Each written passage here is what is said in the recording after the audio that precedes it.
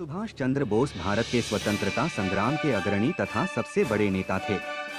नेताजी सुभाष चंद्र बोस का जन्म 23 जनवरी सन 1897 को उड़ीसा के कटक शहर में हिंदू कायस्थ परिवार में हुआ था।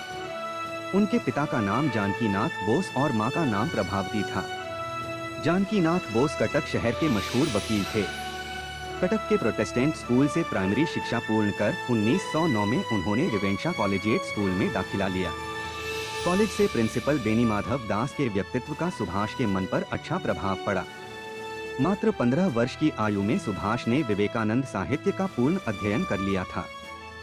1916 में जब वे ऑनर्स में बीए के छात्र थे, किसी बात पर प्रेसिडेंसी कॉलेज के अध्यापकों और छात्रों के बीच झगड़ा हो गया। तब सुभाष ने छात्रों का नेतृत्व संभाला, जिसके कारण उन्हें प्रेसिडेंसी कॉलेज से 1 साल के लिए निकाल दिया गया और परीक्षा देने पर प्रतिबंध भी लगा दिया।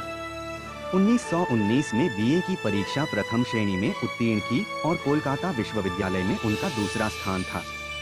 पिता की इच्छा थी कि सुभाष आईसीएस बने। उन्होंने पिता से 24 घंटे का समय यह सोचने के लिए मांगा ताकि वे परीक्षा देने या न देने पर कोई अंतिम निर्णय ले सकें। आखिर उन्होंने परीक्षा देने का फैसला किया और 15 सितंबर 1919 को इंग्लैंड चले गए।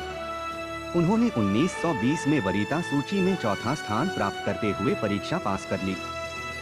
उनके दिलो दिमाग पर तो स्वामी विवेकानंद और महर्षि अरविंद घोष के आदर्शों ने कब्जा कर रखा था। ऐसे में आईसीएस बनकर वह अंग्रेजों की गुलामी कैसे कर पाते। 22 अप्रैल 1921 को भारत सचिव E.S. मोंटेग्यू को आईसीएस से त्यागपत्र देने का पत्र लिखा। कोलकाता के स्वतंत्रता सेनानी देशबंधु चित्तरंजन दास के कार्य से प्रेरित होकर सुभाष दास बाबू के साथ काम करना चाहते थे। इंग्लैंड से उन्होंने दास बाबू को खत लिखकर उनके साथ काम करने की इच्छा प्रकट की। रविंद्रनाथ ठाकुर की सलाह के अनुसार भारत वापस आने पर वे सर्वप्रथम मुंबई गए और महात्मा गांधी से मिले। मुंबई में गांधी जी मणि भवन में निवास करते थे। वहां 20 जुलाई 1921 को गांधी जी और सुभाष के बीच पहली मुलाकात हुई। बहुत जल्द सुभाष देश के एक महत्वपूर्ण युवा नेता बन गए थे। गांधी जी उन दिनों पूर्ण स्वराज की मांग से सहमत नहीं थे। इस अधिवेशन में उन्होंने अंग्रेज सरकार से डोमिनियन स्टेटस मांगने की ठान ली थी, लेकिन सुभाष बाबू को पूर्ण स्वराज की मांग से पीछे हटना मंजूर नहीं था। 26 जनवरी 1931 को कोलकाता में राष्ट्रध्वज फहराकर सुभाष एक विशाल मोर्चे का नेतृत्व कर रहे थे। तभी पुलिस ने उन पर लाठी चलाई और उन्हें घायल कर जेल भेज दिया। जब सुभाष जेल में थे, तब गांधी जी ने अंग्रेज सरकार से समझौता किया और सब कैदियों को रिहा करवा दिया। अपने सार्वजनिक जीवन में सुभाष को कुल 11 बार कारावास हुआ। सबसे पहले उन्हें 16 जुलाई 1921 में 6 महीने का कारावास हुआ। 1925 में गोपीनाथ शाह नामक एक क्रांतिकारी कोलकाता के पुलिस अधीक्षक चार्ल्स टेगार्ड को मारना चाहता था। उसने गलती से अर्नेस्ट डे नामक एक व्यापारी को मार डाला। इसके लिए उसे फांसी की सजा दी गई। गोपीनाथ को फांसी होने के बाद सुभाष फूट फूट कर रोए। उन्होंने गोपीनाथ का शव मांगकर उसका अंतिम संस्कार किया। इससे अंग्रेज सरकार ने यह निष्कर्ष निकाला कि सुभाष ज्वलंत क्रांतिकारियों से न केवल संबंध रखते हैं, अपितु वे उन्हें उत्प्रेरित भी करते हैं। इसी बहाने अंग्रेज सरकार ने सुभाष को गिरफ्तार किया और बिना किसी मुकदमा चलाए उन्हें अनिश्चितकाल के लिए म्यांमार के मांडले कारागृह में बंदी बनाकर जेल भेज दिया।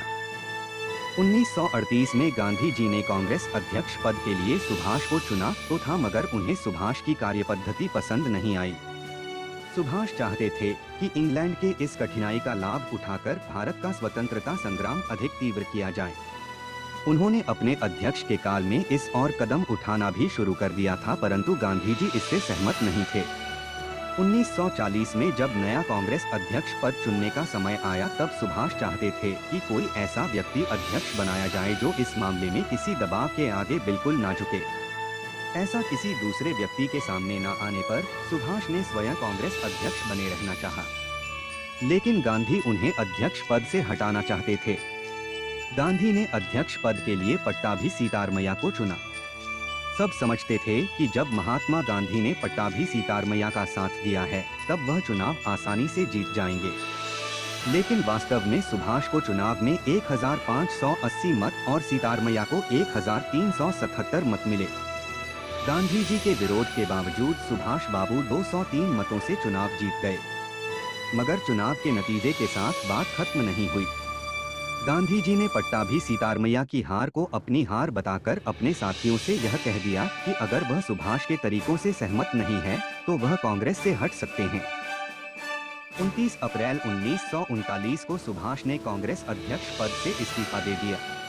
3 मई 1939 को सुभाष ने कांग्रेस के अंदर ही फॉरवर्ड ब्लॉक के नाम से अपनी पार्टी की स्थापना की। 3 सितंबर 1940 को मद्रास में सुभाष को ब्रिटेन और जर्मनी में युद्ध छिड़ने की सूचना मिली। उन्होंने घोषणा की कि अब भारत के पास सुनहरा मौका है, उसे अपनी मुक्ति के लिए अभियान तेज कर देना चाहिए। अगले ही वर्ष जुलाई में कोलकाता स्थित हॉलवेट स्तंभ, जो भारत की गुलामी का प्रतीक था, सुभाष की युद्ध ब्रिगेड ने रातों रात उस स्तंभ को मिट्टी में मिला दिया। सुभाष के स्वयंसेवक उसकी नींव की एक एक ईंट उखाड़ ले गए। यह एक प्रतीकात्मक शुरुआती थी। इसके माध्यम से सुभाष ने यह संदेश दिया था कि जैसे उन्होंने यह स्तंभ को धूल में मिला दिया है, उसी तरह वे ब्रिटिश साम्राज्य की भी ईंट से ईंट बजा देंगे। इसके परिणाम स्वरूप अंग्रेज सरकार ने सुभाष सहित फॉरवर्ड ब्लॉक के सभी मुख्य नेताओं को कैद कर लिया। द्वितीय विश्व युद्ध के दौरान सुभाष जेल में निष्क्रिय रहना नहीं चाहते थे। सरकार को उन्हें रिहा करने पर मजबूर करने के लिए सुभाष ने जेल में आमरण अनशन शुरू कर दिया। हालत खराब होते ही सरकार ने उन्हें रिहा कर दिया। मगर अंग्रेज सरकार यह भी नहीं चाहती थी कि सुभाष युद्ध के दौरान मुक्त रहें। इसलिए सरकार ने उन्हें उनके ही घर पर नजरबंद करके बाहर पुलिस का कड़ा पहरा बैठा दिया। नजरबंदी से निकलने के लिए सुभाष ने एक योजना बनाई। 16 जनवरी 1941 को पुलिस को चकमा देते हुए वे एक पठान मोहम्मद जियाउद्दीन के वेश में अपने घर से निकले। शरद बाबू के बड़े बेटे शिशिर ने उन्हें अपनी गाड़ी से कोलकाता से दूर गोमोह तक पहुंचाया। गोमोह रेलवे स्टेशन से फ्रंटियर मेल पकड़कर भी पेशावर पहुंचे। भगतराम तलवार के साथ सुभाष पेशावर से अफगानिस्तान की राजधानी काबुल की ओर निकल पड़े। इस सफर में भगतराम तलवार, रहमत खान नाम के पठान और सुभाष उनके गूंगे बहरे चाचा बने। पहाड़ियों में पैदल चलते हुए उन्होंने यह सफर पूरा किया। उन्होंने पहले रूसी दूतावास में प्रवेश पाना चाहा। इसमें नाकामयाब रहने पर उन्होंने जर्मन और इटालियन दूतावास में प्रवेश पाने की कोशिश की। इटालियन दूतावास में उनकी कोशिश सफल रही। जर्मन और इटालियन दूतावास ने उनकी सहायता की। बर्लिन में सुभाष सर्वप्रथम रिबेनट्रोप जैसे जर्मनी के अन्य नेताओं से मिले। उन्होंने जर्मनी में भारतीय स्वतंत्रता संगठन और आजाद हिंद रेडियो की स्थापना की। आखिर 29 मई 1942 के दिन सुभाष जर्मनी के सर्वोच्च नेता एडोल्फ हिटलर से मिले। अंत में सुभाष को पता लगा कि हिटलर और जर्मनी से उन्हें कुछ और नहीं मिलने वाला है। इसलिए 8 मार्च 1943 को जर्मनी के बंदरगाह में वे अपने साथी आबिद हसन सफरानी के साथ एक जर्मन पनडुब्बी में बैठकर पूर्वी एशिया की ओर निकल गए। वह जर्मन पनडुब्बी ने हिंद महासागर में मेडागास्कर के किनारे तक लेकर गई। वहां वे दोनों समुद्र में तैरकर जापानी पनडुब्बी तक पहुंचे। पूर्वी एशिया पहुंचकर सुभाष ने सर्वप्रथम वयोवृद्ध क्रांतिकारी रासबिहारी बोस से भारतीय स्वतंत्रता परिषद का नेतृत्व संभाला। सिंगापुर के एडवर्ड पार्क में रासबिहारी ने स्वेच्छा से स्वतंत्रता परिषद का नेतृत्व सुभाष को सौंपा। जापान के प्रधानमंत्री जनरल हिदेकी कोजो ने नेताजी के व्यक्तित्व से प्रभावित होकर उन्हें सहयोग करने का आश्वासन दिया। आजाद हिंद फौज में जापानी सेना ने अंग्रेजों की फौज से पकड़े हुए भारतीय युद्धबंदियों को भर्ती किया था। आजाद हिंद फौज में औरतों के लिए झांसी की रानी रेजिमेंट भी बनाई गई। पूर्वी एशिया में नेताजी ने अनेक भाषण देकर वहां के स्थायी भारतीय लोगों से आजाद हिंद फौज में भर्ती होने और उसे आर्थिक मदद देने का आह्वान किया। उन्होंने अपने आह्वान में यह संदेश भी दिया, तुम मुझे खून दो, मैं तुम्हें आजादी दूंगा। द्वितीय विश्व युद्ध के दौरान आजाद हिंद फौज ने जापानी सेना के सहयोग से भारत पर आक्रमण किया। अपनी फौज को प्रेरित करने के लिए नेताजी ने दिल्ली चलो का नारा दिया। दोनों फौजों ने अंग्रेजों से अंडमान और निकोबार द्वीप जीत लिए। दोनों फौजियों ने मिलकर इंफाल और कोहिमा पर आक्रमण किया। लेकिन द्वितीय विश्व युद्ध में जापान की हार के बाद में अंग्रेजों का पलड़ा भारी पड़ा और दोनों फौजियों को पीछे हटना पड़ा। जब आजाद हिंद फौज पीछे हट रही थी, तब जापानी सेना ने नेताजी के भाग जाने की व्यवस्था की, परंतु नेताजी ने झांसी की रानी रेजिमेंट की लड़कियों के साथ सैकड़ों मील चलते रहना पसंद किया। इस प्रकार नेताजी ने सच्चे नेतृत्व का एक आदर्श भी प्रस्तुत किया। द्वितीय विश्व युद्ध में जापान की हार के बाद नेताजी को नया रास्ता ढूंढना जरूरी था। उन्होंने रूस से सहायता मांगने का निर्णय किया। 18 अगस्त 1945 को नेताजी हवाई जहाज से मंचूरिया की तरफ जा रहे थे। इस सफर के दौरान वे लापता हो गए।